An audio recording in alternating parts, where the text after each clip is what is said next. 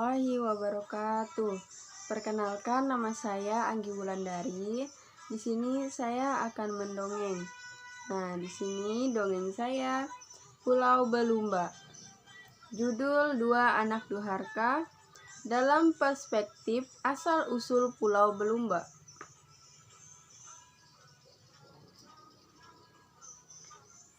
Ke lapangan menggembala keledai, bawa unta ke tengah gurun.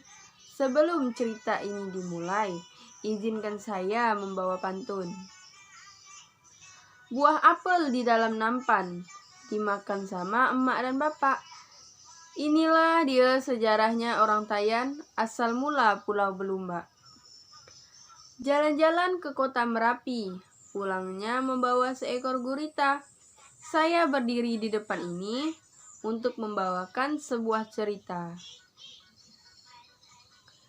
Dalam sinopsis, pada zaman dahulu, di tempat kedua pulau itu berada, terdapat sebuah kota. Walaupun kota itu tidak begitu besar, penduduknya cukup banyak dan ramai. Di pinggiran kota itu hiduplah seorang janda miskin dengan dua orang anak laki-lakinya. Ayah mereka telah meninggal dunia. Tiap hari mereka hanya mencari kayu bakar yang mereka jual kepada orang kampung demi sesuap nasi. Penderitaan demi penderitaan mereka lalui selama bertahun-tahun. Tak terasa mereka kini sudah dewasa. Mereka meminta kepada ibu agar mereka diizinkan untuk merantau untuk mengadu nasib. Dengan berat hati, sang ibu mengabulkan permintaan mereka demi kebaikan kedua anaknya. Pada zaman dahulu, di tempat kedua pulau itu berada, terdapat sebuah kota. Walaupun kota itu tidak begitu besar, penduduknya cukup banyak dan ramai. Di pinggiran kota itu hiduplah seorang janda miskin dengan dua orang anak laki-lakinya. Ayah mereka telah meninggal dunia. Tiap hari mereka hanya mencari kayu bakar yang mereka jual kepada orang kampung demi sesuap nasi. Mereka ingin Dari tahun ke tahun mereka menjalani kehidupan semacam itu, hingga kedua anak itu tumbuh dewasa. Ketika anak itu telah menginjak dewasa, timbullah keinginan mereka untuk merantau ke negeri seberang. Mereka ingin mengadu nasib ke perantauan dengan harapan nasibnya dapat berubah. Sang ibu berat sekali melepaskan kedua anaknya. Akan tetapi, keinginan kedua anaknya tidak dapat dihalangi. Akhirnya sang ibu terpaksa mengabulkan keberangkatan kedua anaknya itu.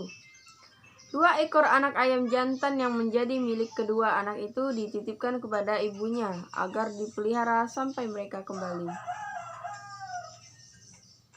Kedua bersaudara itu hanya menumpang sebuah kapal dagang yang datang ke kota itu. Untuk sementara, mereka menjadi kuli di kapal itu. Ibunya hanya dapat membekali mereka dengan ketupat nasi masing-masing 3 buah. Namun sang ibu mengiringi kedua anaknya dengan doa agar mereka selamat di perantauan dan berhasil mencapai cita-cita. Hari berganti, bulan berganti, tahun pun berganti. Entah berapa purnama telah berlalu, sang ibu masih tetap menunggu kedatangan kedua anaknya. Usianya semakin tua dan rambutnya pun semakin banyak yang memutih. Tenaganya semakin berkurang karena ketuaannya dan ia pun sering sakit-sakitan. Namun, ia tetap bekerja menurut kemampuannya demi sesuap nasi.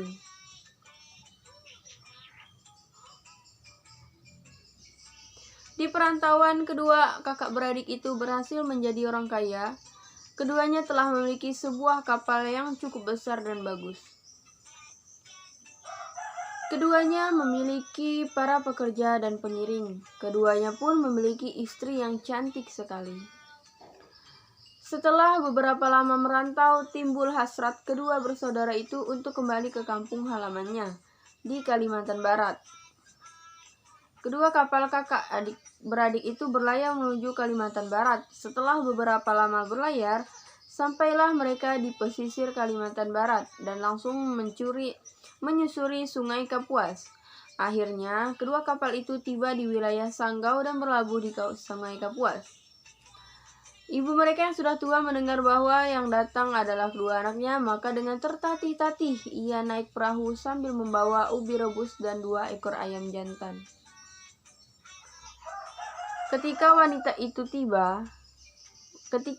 tua itu tiba di kapal anaknya yang sulung, ia tidak diakui sebagai ibu oleh anaknya. Si sulung merasa malu beribukan wanita miskin lagi buruk itu, malu kepada istri dan bawahannya. Ketika sang ibu memeluk karena rindu, ia menolak dengan ucapan kasar. "Hai orang tua buruk, lagi melarat, apakah kau sudah gila? Kau bukan ibuku. Ibuku sudah lama meninggal. Cepat pergi dari sini." "Anakku, mengapa kau melupakanku?" kata wanita itu. "Aku ibumu, lihat ayam jantan kecil ketika kalian berangkat." Mendengar ucapan itu, kemarahan anaknya makin menjadi-jadi. Ibunya ditendang dengan keras hingga jatuh tersungkur pingsan.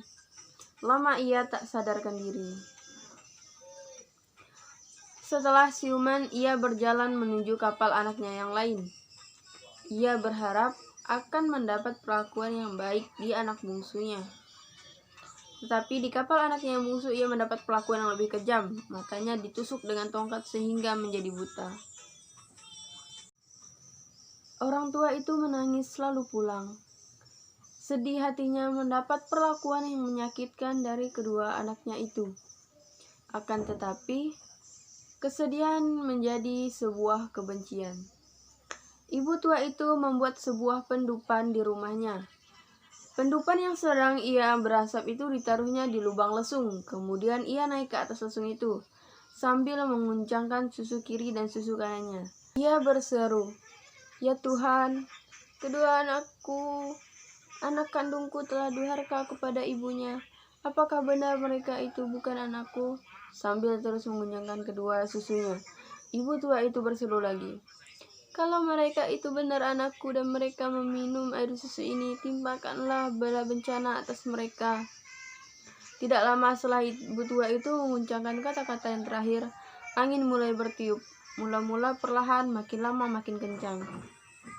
Di langit awan hitam semakin menebal. Tidak lama kemudian, langit menjadi gelap gulita. Ingin menderu dan berdesing di sekitar kilat dan petir yang menyambung-nyambung. Bunyi guru menggelegar seperti membelah bumi. Tiba-tiba datang angin putar yang disebut angin puting beliung. Angin itu menerpa kapal milik kedua bersaudara yang berada di tengah Sungai Kapuas. Tiang-tiang layarnya rusak dan patah. Angin puting beliung datang berulang-ulang. Kedua kapal itu miring lalu terangkat ke